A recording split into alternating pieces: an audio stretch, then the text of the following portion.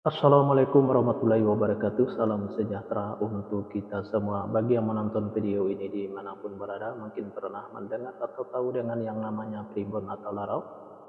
Kalau pernah mendengar primbon atau larau ini, apakah penonton tahu apa arti dan maksud atau tujuan dari primbon atau larau ini? Arti dan maksud atau tujuan dari primbon atau larau ini adalah memberitahu permasalahan yang ada di dalam rumah tangga pasangan suami istri. Salah satu di antaranya saya akan memberitahu bagaimana cara menghadapi atau mengatasi permasalahan yang ada di dalam rumah tangga pasangan suami istri kalau nama awal suaminya N dan kalau nama awal istrinya T. Dan saya juga akan memberitahu bagaimana karakter atau sifat anak pasangan suami istri kalau nama awal suaminya N dan kalau nama awal istrinya T ini. Dan bagaimana juga cara mendidik anak pasangan suami istri ini dan cara menghindari pertengkaran antara pasangan suami istri ini dan usaha pasangan suami istri ini. Nah, tonton video ini sampai selesai.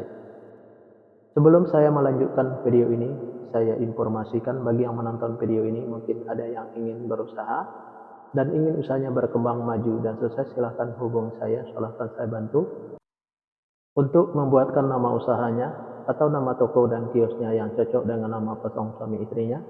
Insya Allah usahanya pasti berkembang maju dan sukses. Nomor WA saya ada di profil. Baik, saya lanjutkan memberitahu karakter atau sifat anak pasangan suami istri ini dan cara mendidik anak pasangan suami istri ini dan cara menghindari pertengkaran antara pasangan suami istri ini dan usaha pasangan suami istri ini di fase yang keempat. Di fase yang keempat ini pasangan suami istri ini kalau punya anak pasangan suami istri ini anaknya perempuan. Kalau seandainya anaknya laki-laki, anaknya gampang tersinggung, sensitif dan manja. Karakter atau sifat anak pasangan suami istri ini penyantun dan penyayang, baik anaknya laki-laki atau perempuan. Mendidik anak pasangan suami istri ini tak perlu marah-marah apalagi sampai naik darah. Cukup dengan dimanjakan saja, tapi jangan terlalu dimanjakan. Insya Allah apa yang disampaikan anaknya akan menerima, baik anaknya laki-laki atau perempuan. Pasangan suami istri ini saya sekata saling menurutin, saling ikutin, saling setia, saling percaya. Usaha pasangan suami istri ini biasa-biasa saja, tidak ada kelenjakan. Fase yang kelima pasangan suami istri ini kalau punya anak-anak pasangan suami istri ini anaknya perempuan. Kalau seandainya anaknya laki-laki, anaknya gampang tersinggung, sensitif dan manja. Karakter atau sifat anak pasangan suami istri ini penyantun dan penyayang, baik anaknya laki-laki atau perempuan. Mendidik anak pasangan suami istri ini tak perlu marah-marah apalagi sampai naik darah. Cukup dengan dimanjakan saja. Tapi jangan terlalu dimanjakan, insya Allah apa yang disampaikan anaknya akan menerima, baik anaknya laki-laki atau perempuan. Pasangan suami istri ini egonya tinggi, baik ego suaminya maupun ego istrinya. Untuk menghindari pertengkaran antara pasangan suami istri ini, turunin egonya, baik ego suaminya maupun ego istrinya. Usaha pasangan suami istri ini saya ibaratkan seperti rumah di pinggir kali. Kenapa saya ibaratkan seperti rumah di pinggir kali? Karena yang namanya rumah di pinggir kali, kalau hujan selalu kebanjiran, apalagi hujannya gede dan banyak tuli berbanjir lagi rumahnya. Nah, begitu juga pasangan suami istri ini. Kalaulah pasangan suami istri ini berusaha selalu kebanjiran hasil, apalagi usahanya gede dan banyak tuli berbanjir lagi hasilnya.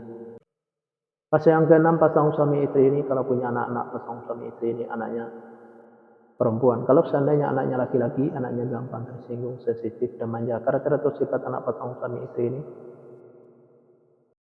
penyantun dan penyayang, baik anaknya laki-laki atau perempuan. Mendidik anak pasangan suami istri ini tak perlu marah-marah apalagi sampai naik darah. Cukup dengan dimanjakan saja, tapi jangan terlalu dimanjakan. Insya Allah apa yang disampaikan anaknya akan menerima, baik anaknya laki-laki atau perempuan.